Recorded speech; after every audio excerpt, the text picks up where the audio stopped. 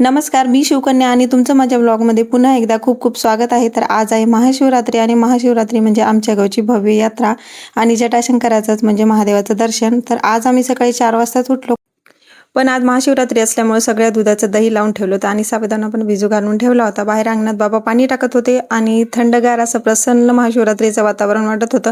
घरात आई देवपूजा करून शांतपणे जप करत होत्या आणि मी पटकन अशी रेडी झाले आणि ताई पण रेडी होत होत्या आणि त्यांनी रेडी होऊन बसले होते की बायकांचं कधी होते ते. आणि सगळ्यात जास्त एक्साइटमेंट होती आमच्या गँगची. तर यांना फक्त एकच गोष्टीची उत्सुकता होती की आज यात्रा आहे आणि काय काय खरेदी करायचं आणि शॉपिंगची त्यांची लिस्ट पण तयार होती. अशा प्रसन्न भक्तिमय पॉझिटिव्ह एनर्जीने आम्ही दर्शनासाठी घरातून निघालो. गाडीत मस्त महादेवाची गाणी लावले आणि 4 वाजता आम्ही सगळेजण उठलो होतो, पण सगळ्यांना तयार होऊन निघेपर्यंत 5च वाजले होते आम्हाला. आणि एवढ्या सगळ्यांनी एकत्र जायचं म्हटलं की थोडा उशीर तर होणारच. आणि गेल्या वर्षी आम्ही संध्याकाळी 2 वाजता गेलो होतो, त्यामुळे आमचं निवांत दर्शन झालं होतं. पण यंदा थोडासा उशीर झाला होता.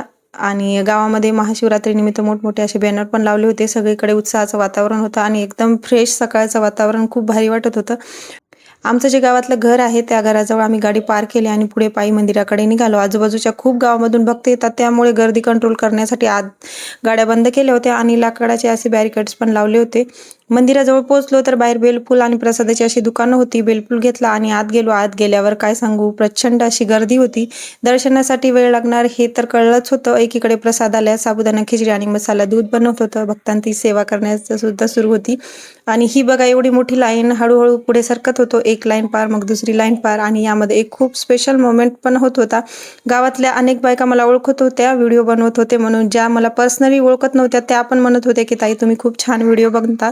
आणि खरंच खूप छान वाटलं. पूर्वी मी म्हणजे जसं लग्न झालं तसं गावात जास्त राहिलेली नाही, त्यामुळे गावातल्या बायकाची तेवढीशी ओळख नव्हती. पण व्हिडिओमुळे एक नवीन नातं निर्माण होत होतं. ही खूप सुंदर भावना मला वाटत होती. आत गेल्याच्या नंतर असा एक मिरर होता आणि तिथे वीर आणि युवराजची मस्ती चालू होती.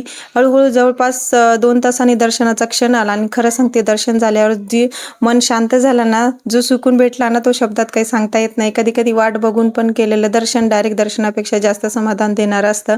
मंदिराच्या डाव्या बाजूला विठ्ठल आणि रखुमाई आणि ज्ञानेश्वर महाराजाचं छोटंसं मंदिर आहे आणि उजव्या बाजूला श्रीराम, माता सीता, लक्ष्मण आणि हनुमानाचं मंदिर आहे आणि दत्त मंदिर पण आहे. अशा प्रकारे आमचं शिवरात्रीचं जटाशंकराचं दर्शन पूर्ण झालं. दर्शन करून आम्ही घरी आलो आणि मग फराळाची तयारी सुरू केली. मस्त साबुदाणा खिचडी केली, दह्यासोबत सगळ्यांनी फराळ केला आणि थोड्या वेळाने रताळं पण उकडली. आजूबाजूच्या खूप गावातले लोक दर्शनासाठी येतात आणि त्याच्यातले पाहुणे पण ये जा त्यांची चालूच होती. नंतर यांचे मावसभाऊ बंटू भाऊ पण आले होते आणि मग थोड्या वेळाने यांनी यात्रेत गेल्यावर मुलांच्या लिस्टप्रमाणे त्यांचं सामान पण आणलं होतं. पण एक छोटासा ड्रामा झाला होता. वीरला छोटा ऑटो रिक्षा पाहिजे होता, पण पप्पांनी मोठा आणला होता. मग काय आमचा वीर पप्पावर जोरात रागावला आणि रुसून पण बसला होता. पण दुसरीकडे आदी युवी आणि नेत्रा मात्र खूप खुश झाले होते आणि ते खेळण्यात मग्न पण झाले. पण आमच्या वीरचा काही रुसवा निघत नव्हता. मग मोठे पप्पांनी त्याला नेऊन त्याच्या आवडीप्रमाणे जे पाहिजे ते घेऊन दिलं आणि आम्हाला संध्याकाळी परत दर्शनाला जायचं होतं म्हणून घरात फुल अशी तयारी सुरू झाली. आई आणि मोठ्या याचा फुलाचा मेकअप चालू होता. सगळेजण छान तयार झालो आणि आमच्याकडे अशी परंपरा आहे की महाशिवरात्रीला 3 वेळा दर्शन घ्यायचं, म्हणून आम्ही दरवर्षी 3 वेळा दर्शन घेतो.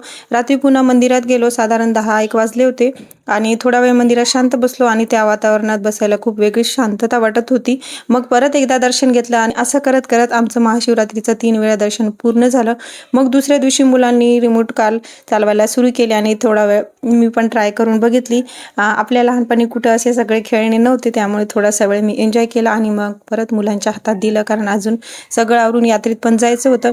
आम्ही सगळेजण तयार झालो आणि अगदी आतंकवादी स्टाईलमध्ये म्हणजे डोक्याला स्टॉल वगैरे बांधून धूळ आणि गर्दी तसंच सूर्यापासून बचाव करण्यासाठी स्टॉल बांधून यात्रेमध्ये गेलो. यात्रेत प्रचंड गर्दी होती आणि गर्दीमुळे ऊन धूळ पण तरीही उत्साह तसाच होता. सगळीकडे गजबज, आवाज, दुकाने आणि आनंद.